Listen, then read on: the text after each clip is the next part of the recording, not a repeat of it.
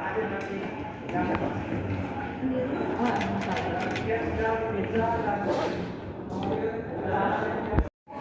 sidang kita pada persidangan lalu adalah tanggapan dari hukum terhadap plego yang diajukan oleh penasihat hukum terdakwa.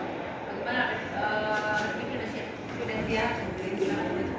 Ini patut dipertanyakan adalah siapa yang menilai dan apa yang dinilai dari terdakwa untuk kontribusinya terhadap negara. Kontribusi seperti apa yang telah diberikan oleh terdakwa untuk negara? Apakah legenda yang digaung-gaungkan oleh penasihat hukum dapat dijadikan panutan dengan rekam jejak tindak pidana narkotika yang telah dilakukan berkali-kali di nomor 182 Pitsus 2015 PSCKT Selatan dan nomor 1491 Pitsus 2018 di Pengadilan Negeri Jakarta Utara dan lainnya.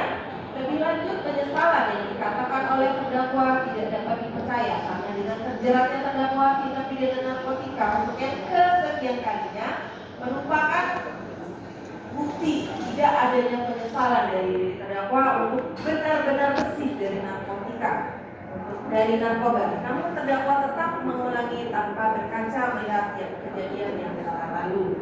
Ada sini Pak. Dikit Om. Ini ada sidang mau masuk. Ada sidang mau masuk di depannya. Mundur dikit. Kalem. Ambil jalan. Ya, gimana tuh jalan? Sebetulnya menanggapi tenang ya, ambil jalannya pelan-pelan. Bentar ya Om Aris. Sebenarnya sih menanggapi jalan. Di belakang mundur. Sebenarnya sekali lagi ya, saya bicara dulu. Sebenarnya menanggapi replik dari jaksa penuntut umum, saya cuma ingin mengklarifikasi aja. Nanti mungkin di duplik juga akan saya sampaikan bahwa memang dari awal saya sambil jalan Bang. Saya sebagai pengguna, ya penyalahguna, pengguna, memang saya nggak pernah secara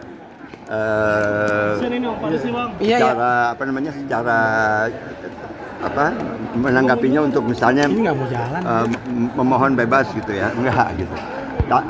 Itu mungkin dilihat oleh oleh penasihat hukum sebagai proses sesuai SOP aja. Tapi kalau saya sendiri sih terus terang sih berharapnya cuman saya diberi kesempatan kembali untuk rehabilitasi ya. Karena sekali lagi bahwa hari ini adalah pembacaan replik dari jaksa. Jadi apa itu replik? Adalah ketika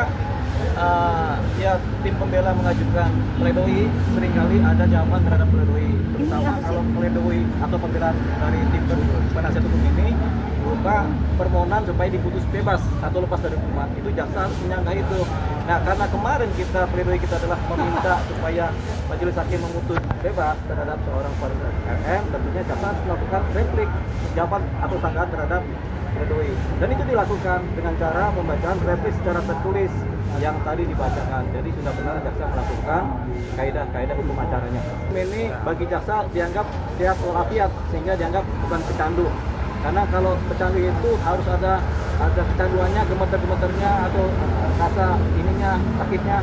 Ternyata jaksa menganalisa selama ini Farid sehat saja. Jadi dianggap sebagai bukan pecandu atau malah orang yang sehat. Gitu rela menyatakan Farid ini kecanduan. Jaksa bilang dia nggak kecanduan, gitu. Sehingga dia layak untuk dihukum, gitu kata jaksa. Yang kedua mengenai kata legenda, bahwasanya Farid kan seorang legenda musik. Jaksa bilang dia bukan sebagai legenda musik, tapi kami bilang dia adalah legenda musik karena faktanya demikian, dia adalah legenda musik di Indonesia, seorang komposer pencipta lagu yang sudah malang melintang di dunia musik ya. Ingat, Farid Sadam itu malang dan melintang gitu ya. Nah, makanya dia ada di sini kan gitu. Tapi memang jadi legenda, gara-gara malang melintang dunia musik dia legenda.